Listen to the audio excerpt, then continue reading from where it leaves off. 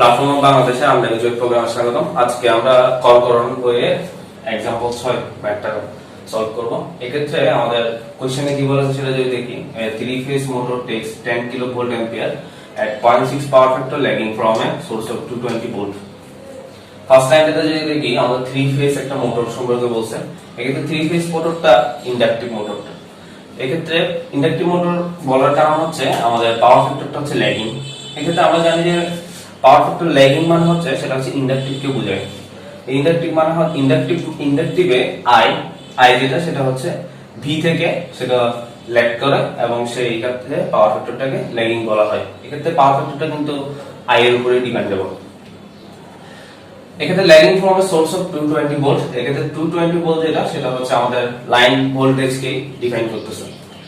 এরপরে যেটা বলছে সেটা হচ্ছে ইট ইজ ইন প্যারালাল। এক্ষেত্রে ফেজ মোটরের যে সার্কিটটা থাকবে সেই সার্কিটটা হচ্ছে আমাদের একটা ব্যালেন্স ডেল্টা লোডের সাথে প্যারালাল অবস্থায় আছে। এক্ষেত্রে আমাদের ব্যালেন্স লোডটা হচ্ছে কি ডেল্টা অবস্থায় আছে, এটা হচ্ছে ডেল্টা অবস্থায় থাকবে এবং এক্ষেত্রে ডেল্টা অবস্থায় যে জিনিসটা থাকবে সেটা হচ্ছে রেজিস্ট্যান্সটা হচ্ছে 16 ওহম এবং ক্যাপাসিটি রিঅ্যাক্ট্যান্স যেটা সেটা হচ্ছে 12 ওহম। এক্ষেত্রে 16 ওহম এবং 12 ওহম যেটা এই দুটো সিরিজ অবস্থায় আছে, এটা হচ্ছে ফেজ, এটা হচ্ছে ফেজের ইম্পিডেন্স। এই 16 ওহম এবং 12 ওহম মিলে আমাদের থেকে যেটা বের করতে হবে সেটা হচ্ছে ভোল্ট অ্যাম্পিয়ার এবং পাওয়ার এবং লাইন কারেন্ট এবং যেটা পাওয়ার ফ্যাক্টর, এদের কম্বিনেশন। এক্ষেত্রে আমাদের এই কোশ্চেনে বলা আছে সেটা হচ্ছে ভোল্ট অ্যাম্পিয়ার বের করতে হবে এবং পাওয়ার বের করতে হবে এবং লাইন কারেন্ট এবং পাওয়ার ফ্যাক্টর বের করতে হবে কম্বিনেশনে, এই দুটো মিলে যেটা। এখন এটাকে যদি আমরা চিত্রায়িত রূপ দিই, এই ফেজ মোটরটা আমরা এক্ষেত্রে একটা কথা বলি, আমাদের ফেজ মোটরটা কিন্তু ওয়াই কানেকশন নাকি ডেল্টা কানেকশন কোনো কিছুই বলা নেই। তো আমরা এক্ষেত্রে হয় সেটাকে ওয়াই কানেকশন ধরতে পারি না হয় সেটাকে ডেল্টা কানেকশন ধরতে পারি ফেজ মোটরটা। এক্ষেত্রে আমরা ফেজ মোটরটাকে আমরা ওয়াই কানেকশন ধরবো আর তোমাদের কাজ হচ্ছে সেটা হচ্ছে সেটাকে তোমরা ডেল্টা কানেকশন দিয়ে সলভ করবা, আমরা ওয়াই কানেকশন দিয়ে সলভ করবো ফেজ মোটরটাকে। এক্ষেত্রে আমরা ফেজ মোটরটাকে যদি ওয়াই কানেকশন ধরি, আমরা ফেজ মোটরটা জানি না কি কি আছে, তাই জন্য এটাকে আমরা জাস্ট এভাবে করে একে ওয়াই কানেকশন হিসেবে যদি ধরে নিয়ে যদি আঁকি সেটা আঁকলাম। এখন এখানে একটা আমরা বললাম সেটা হচ্ছে ব্যালেন্স ডেল্টা লোড, আমাদের লোডটা হচ্ছে ডেল্টা অবস্থায় আছে, তাই জন্য আমরা ডেল্টা যদি আঁকি তখন সেক্ষেত্রে এটা এইভাবে করে দিলাম। আর এখানে একটা কথা বলছে সেটা হচ্ছে ক্যাপাসিটি, ক্যাপাসিটির জন্য তাই জন্য আমরা এটাকে ক্যাপাসিটি মানলাম, এভাবে সংযুক্ত করলাম। আশা করি চিত্রটা বোঝার কথা। এখানে হচ্ছে এটা আমাদের একটা সার্কিট। এখান থেকে এটা হচ্ছে আমাদের এখান থেকে যেটা যাবে সেটা হচ্ছে লাইন কারেন্ট যাবে, এগুলো হচ্ছে লাইন কারেন্ট, এখানে যাবে এগুলো ফেজ কারেন্ট গুলো যাবে। এক্ষেত্রে আমাদের সার্কিটটা হচ্ছে এইভাবে করে যায়। এটাকে যদি আমরা এ পয়েন্ট ধরি, এটা যদি বি পয়েন্ট ধরি, সি পয়েন্ট, এটা এ প্রাইম, এটা বি প্রাইম, এটা সি প্রাইম। তাহলে আমাদের টোটাল সার্কিটটা হচ্ছে এটা। আমরা এটাকে সলভ করব। আমরা এটা থেকে এমন একটা সার্কিটের কম্বিনেশন বলতে যেহেতু, তাহলে আমরা কোন সার্কিটটাকে নিয়ে আসবো, এটা থেকে একটা একদম ছোট সার্কিট একটা চলে আসবে, তখন আমাদের এরকম একটা আমরা সার্কিটে চলে আসবো। এটা হচ্ছে আমাদের উদ্দেশ্য। আমরা এখান থেকে এই পুরো সার্কিট কম্বিনেশনটা থেকে এরকম একটা সার্কিট আমরা আসবো। তো আসলে কিভাবে করা যায় সেটা আমরা দেখি। আমরা প্রিভিয়াস লেকচারে দেখেছি যে সেটা হচ্ছে volt ampere is equal to হচ্ছে √3 VL IL এবং পাওয়ার যেটা দেওয়া আছে সেটা হচ্ছে √3 VL IL cos θ। এক্ষেত্রে cos θ কে আমরা পাওয়ার ফ্যাক্টর বলতে পারি। এক্ষেত্রে cos θ কে পাওয়ার ফ্যাক্টর বলে কার কখনো দোস্ত এই থিটার অ্যাঙ্গেলটা যেটা সেটা হচ্ছে ভোল্টেজ, এক্ষেত্রে এটা হচ্ছে ফেজ ভোল্টেজ এবং যে ফেজ কারেন্ট তাদের মধ্যবর্তী যে অ্যাঙ্গেল যেটা সেটাকে আসলে আমরা cos θ দিয়ে আমরা ডিফাইন করব। এটা আসলে তো মেজর না, আমরা এটা পরে দেখব, পরে পাওয়ার ফ্যাক্টরকে বের করার সময় তখন দেখা যাবে। এরপর যেটা সেটা হচ্ছে লাইন কারেন্ট বের করব, ভোল্ট অ্যাম্পিয়ার তো বের করবে বলো। এখন ঠিক আছে, তো ভোল্ট অ্যাম্পিয়ার নিয়ে প্রথম শুরুতে আমরা কাজ করি। এখানে আমরা মোটরটাকে কিন্তু আমরা ওয়াই কানেকশন ধরছি, তাই জন্য মোটরের জন্য আমরা লিখে দিলাম সেটা হচ্ছে ওয়াই কানেকশন ধরলাম, ওয়াই কানেক্টেড, ওয়াই লিখলাম কি শুধুমাত্র। এক্ষেত্রে মোটরের জন্য যদি ওয়াই কানেক্টেড শুধুমাত্র লিখি, তো এক্ষেত্রে আমাদের VA এর মান দেওয়া আছে সেটা হচ্ছে 10 কিলো ভোল্ট অ্যাম্পিয়ার। ভোল্ট অ্যাম্পিয়ারের মান দেওয়া আছে সেটা হচ্ছে 10 কিলো 3 এক্ষেত্রে আমাদের লাইন ভোল্টেজ দেওয়া আছে, আমরা বলছিলাম এটা 220 ভোল্ট, এটা হচ্ছে লাইন ভোল্টেজ। তাহলে আমরা এই টোটাল সার্কিটের জন্য 220 ভোল্ট হচ্ছে লাইন ভোল্টেজ, তাহলে আমরা এক্ষেত্রে IL সেটা লিখলাম। এর মাধ্যমে আমরা যেটা পাবো সেটা হচ্ছে লাইন কারেন্টটা পাবো। এখানে যে লাইন কারেন্ট যেটা পাবো সেটা এক্ষেত্রে এখানে এখানে কোনটার মধ্যে লাইন কারেন্ট এটা বুঝতে হবে। এখানে আমরা কিন্তু মোটরের জন্য লাইন কারেন্ট পাবো, মোটরের জন্য। এখানে যেটা সেটা হচ্ছে মোটরের জন্য যদি পাই, তখন সেক্ষেত্রে মোটরের জন্য এখানে আমরা যে লাইন কারেন্টটা পাবো সেটা হচ্ছে কি, এখান থেকে যদি এটা ভাগ করি 10 × 10⁻³ √3 × 223, আমাদের লাইন কারেন্ট আছে 26.25 অ্যাম্পিয়ার। আমরা জানি মোটর যেহেতু ওয়াই কানেকশন, সেক্ষেত্রে মোটরের ওয়াই কানেক্টেড লোডের জন্য লাইন কারেন্ট এবং ফেজ কারেন্ট দুটোই সমান, অর্থাৎ আইএল সমান হচ্ছে যে আইপি। তাহলে আমাদের ক্ষেত্রে লাইন কারেন্ট যেটা পাইছি সেটা হচ্ছে 26.25, এক্ষেত্রে আমাদের ফেজ কারেন্টটা হচ্ছে 26.25 অ্যাম্পিয়ার। এটা হচ্ছে আমাদের ফেজ কারেন্ট। তাহলে আমরা পুরোটা যদি করি, আমরা এক পাশে যদি লিখে রাখি, সেটা হচ্ছে আমাদের ফেজ কারেন্টটা, আমাদের মোটরের কানেকশনটা সেটা হচ্ছে ওয়াই কানেক্টেড, আর আমাদের লাইন কারেন্ট যেটা পাইছি সেটা হচ্ছে 26.25। মোটরের আমরা মোটরের ফেজ বের করব, পার ফেজে কত, সেক্ষেত্রে পার ফেজে তার ওহম কত সেটা বের করব, মানে যেটা ইম্পিডেন্স আমরা যেটাকে আমরা ইম্পিডেন্স বলতেছি সেটা কত সেটা বের করব। আমরা জানি E5 হচ্ছে EL/√3। এখন আমি যদি E5 মানে যেটা আমাদের E5 আছে সেটাকে যদি আমি উভয় পক্ষে যদি I5 দ্বারা যদি ভাগ করে দিই, তখন সেক্ষেত্রে আমাদের আছে EL/√3/I5। এই E5/I5 যেটা আছে সেটা থেকে আমরা কি পাবো, সেটা দ্বারা আমরা পাবো Z5, মানে হচ্ছে ইম্পিডেন্স। আমরা পাবো এখান থেকে ইম্পিডেন্স, সেক্ষেত্রে আমরা এখান থেকে পাবো EL/√3 × I5। এটা ইউজ করে আমরা এখন মোটরের জন্য Z5 বের করব, মানে যে ইম্পিডেন্স যেটা সেটা বের করব। এখানে আমাদের লাইন ভোল্টেজ দেওয়া আছে সেটা হচ্ছে 220, আর √3 ইনটু হচ্ছে যে আমাদের যে কারেন্টটা দেওয়া আছে 26.25, সেই 26.25 যদি লিখি, আমাদের যে 4.84 ওহম, এটা আমাদের ইম্পিডেন্স, মোটরের জন্য ইম্পিডেন্স। এই মোটরের জন্য ইম্পিডেন্স যেটা বের করছি সেটাকে এখন আমরা দুটো ভাগে ভাগ করব। আমাদের একটা হচ্ছে রেজিস্ট্যান্স আর একটা হচ্ছে ইন্ডাকটিভ। যেটা আমরা আগে বললাম যে আমাদের যে মোটরটা আছে সেই মোটরটা দুটো জিনিস আছে, একটা হচ্ছে রেজিস্ট্যান্স আর একটা হচ্ছে ইন্ডাকট্যান্স বা ইন্ডাকটিভ, এটা ইন্ডাকটিভই বলি, যে ইন্ডাকটিভটাই আছে। আমরা যদি রেজিস্ট্যান্স বের করতে চাই, সেই আমরা একটা জিনিস জানি, সেটা হচ্ছে আমরা কমপ্লেক্স ভেরিয়েবলে a + vi, এক্ষেত্রে a + vi এর ক্ষেত্রে এটাকে হচ্ছে আমরা জানি রেজিস্ট্যান্স কে ডিফাইন করে থাকি, আর v যেটা সেটা দিয়ে হতে পারে ইন্ডাকটিভ, আর এটা হচ্ছে c অথবা ক্যাপাসিটিভ। দুটো জিনিস হতে পারে, হয় ইন্ডাকটিভ হতে পারে না হয় ক্যাপাসিটিভ হতে পারে, হয় ইন্ডাকটিভ হবে না হয় ক্যাপাসিটিভ হবে। এক্ষেত্রে যখন এটা ইন্ডাকটিভ হবে তখন সেটা প্লাস, আর যদি ক্যাপাসিটিভ হয় তখন সেটা হবে মাইনাস। যদি ক্যাপাসিটিভ হয় তখন সেটা হচ্ছে আমাদের মাইনাস। এক্ষেত্রে আমরা এই প্রথমে যেটা আমরা বের করব, এই 4.84 থেকে আমরা বের করব কিভাবে বের করব, এটার জন্য হবে যে cos আর এটার জন্য হবে যে sin। তাহলে এই Z5 থেকে আমরা যদি r বের করতে যাই, তখন Z5 cos θ, আর আমরা যদি ওখানে যদি ইন্ডাকটিভের জন্য যদি বের করতে চাই, Z5 sin θ। এই Z5 এর মান আমরা 4.84 এখানে লিখে ফেললাম, এটার জন্য আমরা 4.84 এখানে লিখে ফেললাম।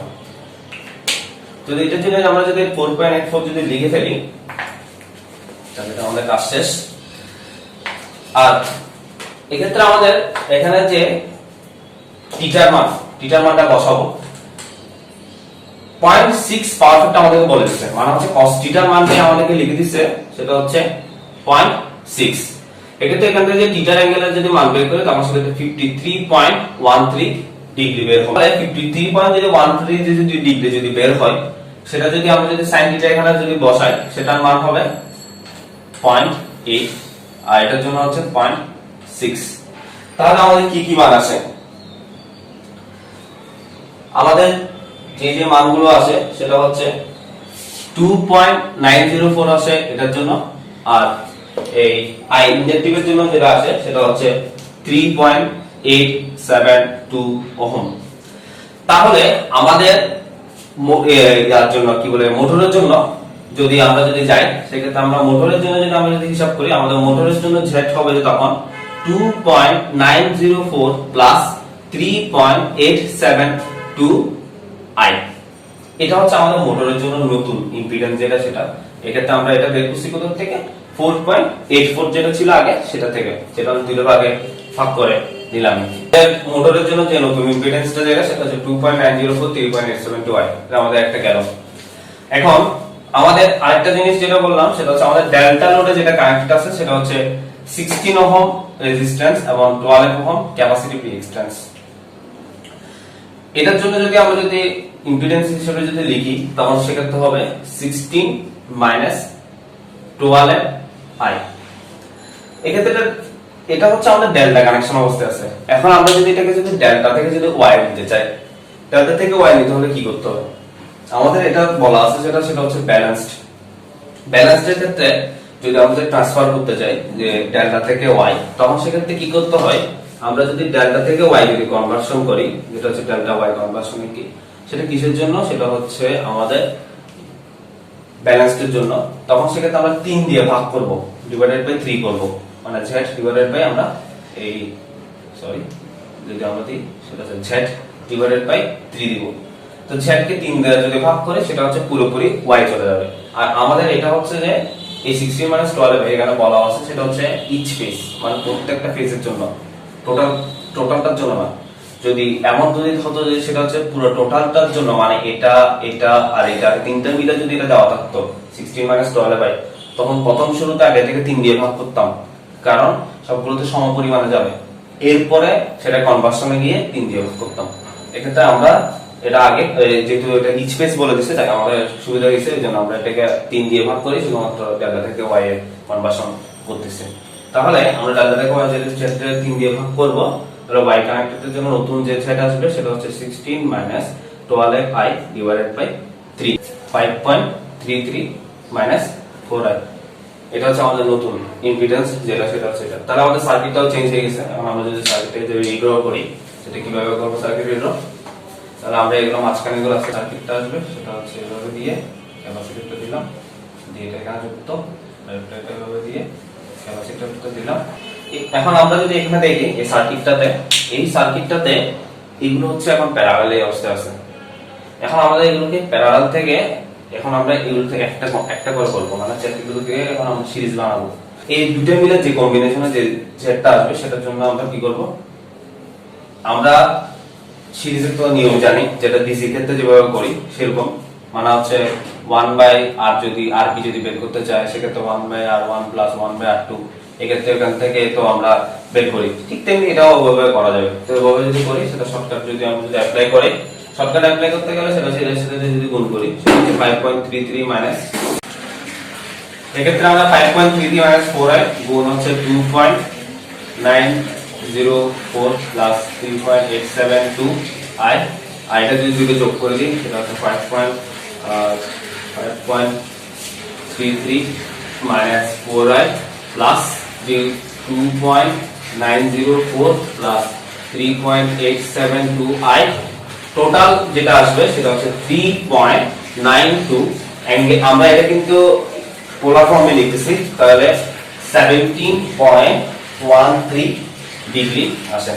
এটা হচ্ছে আমাদের নতুন ইম্পিডেন্স যেটা সেটা, মানে এই দুটো মিলে যেটা আছে। তাহলে আমরা যদি একটু আঁকি এটাকে, এটা মুছে দিয়ে দিই, মুছে দিলাম, তাহলে আমাদের নতুন যেটা আছে সার্কিট সেটা হচ্ছে এটা, যেটা আমরা আমাদের উদ্দেশ্য ছিল। আমরা প্রথম শুরুতে বললাম যে আমরা পুরো সার্কিটটাকে কিন্তু এই ফরম্যাটে নিয়ে আসবো, যেটা আমরা নিয়ে আসছি এখন। এটা হচ্ছে আমাদের নতুন ইম্পিডেন্স। তাহলে আমরা এখানে এখন যেটা আসলাম সেটা হচ্ছে এটার জন্য ইম্পিডেন্স পেলাম, এটার ইম্পিডেন্সটা হচ্ছে এটা। আর আমাদের তো আগে থেকে 26.25 ছিল যে এটা হচ্ছে মোটরের জন্য, এটা এখানের জন্য না। তাহলে আমরা এটা মুছে দিই, এটা শুধুমাত্র মোটরের জন্য, মোটর লেখা ছিল, এটা মোটরের জন্য। এখন এটার জন্য আমরা হচ্ছে কারেন্ট বের করবো, আই কারেন্ট মান যেটা সেটা বের করবো। কিভাবে বের করা যায়? এক্ষেত্রে আমরা জানি ই ফাই এক্ষেত্রে জেড ফাই ইকুয়াল টু কি, জেড ফাই ইকুয়াল টু হচ্ছে E phi divided by I phi. আমরা আই ফাই এর মান বের করব। এক্ষেত্রে আমরা যদি আই ফাই এর মান বের করতে চাই তাহলে যেটা E phi divided by Z phi. E phi এর মান তো আমরা জানি না, মানে হচ্ছে আমাদের এই ই ফাই এর মানটা আমরা জানি না, কারণ দেওয়া হচ্ছে সেটা হচ্ছে লাইন ভোল্টেজ যেটা সেটা। ওকে, এক্ষেত্রে আমাদের এখানে ফেজ ভোল্টেজ দেওয়া নাই যেহেতু, তাহলে আমরা একটা লাইন ভোল্টেজ দেওয়া আছে, লাইন ভোল্টেজ থেকে আমরা নিব। সেক্ষেত্রে লাইন ভোল্টেজ থেকে নেওয়ার সময় সেটা হচ্ছে E L divided by √3 into Z phi যেটা সেটা বসাবো। তাহলে আমরা এখানে ই এল এর মান যদি বসাই সেটা হচ্ছে 220 ভোল্ট, এক্ষেত্রে √3 আমাদের জেড ফাই এর মান দেওয়া আছে কত 3.9 ম্যাগনিটিউড বসাবো, আমরা এখানে অ্যাঙ্গেল বসাবো না। সেক্ষেত্রে যে এটা পুরো মানটা যেটা আছে সেটা হচ্ছে 32.5 অ্যাম্পিয়ার। এটা হচ্ছে আমাদের নতুন কারেন্ট, যেটা হচ্ছে আমাদের লাইন কারেন্ট, যেটা আমরা বের করে ফেলছি। আমরা কারণ জানি কারেন্টে ফেজ কারেন্ট আর লাইন কারেন্ট দুটোই সমান হয়। তাহলে আমাদের লাইন কারেন্ট বের হয়ে গেছে। তাহলে আমাদের লাইন কারেন্ট কত এখন? আমাদের যদি লাইন কারেন্ট আমরা যদি এখন যদি চিন্তা করি, আমাদের লাইন কারেন্টটা হচ্ছে 32.5 অ্যাম্পিয়ার। এখন আমরা ভোল্ট অ্যাম্পিয়ার বের করব। আমরা যদি ভোল্ট অ্যাম্পিয়ার যদি বের করতে চাই √3 ইনটু 220 ভোল্ট ইনটু 32.5, তাহলে আমাদের মোট মান কত আসে? 12370 ভোল্ট অ্যাম্পিয়ার যেটা সেটা আমরা ভোল্ট অ্যাম্পিয়ার পেয়ে গেছে। এখন আমরা যদি পাওয়ার, কারণ আমরা এখন যদি পাওয়ারে আসি সেটা আমরা পাওয়ার কি বের করতে গেলে সেক্ষেত্রে পাওয়ার ইজ ইকুয়াল টু হচ্ছে √3 VL IL হচ্ছে cos থিটা। cos থিটা আমাদের cos থিটার মান হচ্ছে, cos থিটা হচ্ছে পাওয়ার ফ্যাক্টর। এটা হচ্ছে আমাদের cos থিটা যেটা সেটা, এই cos থিটা পাওয়ার ফ্যাক্টরের মান আমরা বের করে নিই।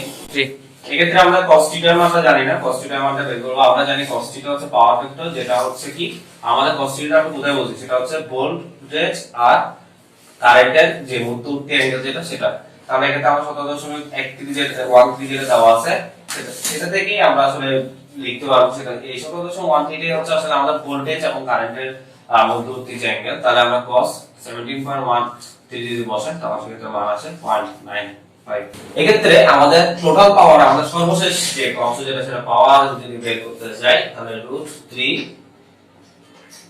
Voltage, line voltage 220, line current নতুন করে বের করছিলাম 32.5 cos 0.95, তাহলে 0.955 ঠিক মতো এটা হলো 810। এটা হচ্ছে আমাদের টোটাল